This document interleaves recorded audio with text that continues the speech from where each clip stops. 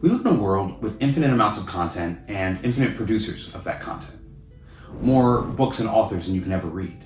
More movies than you'll ever watch. More music and more musicians than you'll ever listen to.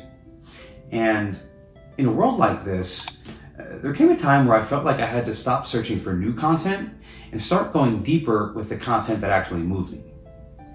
And I'll tell you a little bit more about this change for me as it relates to reading more specifically.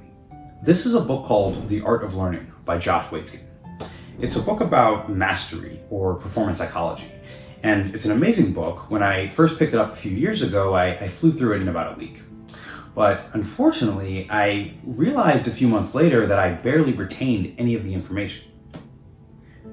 Fast forward to today, I've now read the book 3 times, and I take new things from it each time. So that's thing number 1. I reread my favorite books over and over. Thing 2, I try to read more slowly and more intentionally. I'll show you my page 67 as an example. I took a long pause at the end of this chapter, and dog-eared the page, and I wrote down a few bullets about how these ideas apply to my own life. Thing 3 is recording the key ideas in some way so that I can easily revisit them later. For me, that's creating a note in Idenati for each book I've read and creating a bulleted list of the key takeaways. So that's it. Instead of constantly searching for new books and new authors, I 1, reread my favorites over and over.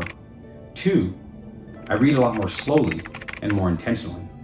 And 3, I always record key insights for easy retrieval. Hopefully you find this helpful.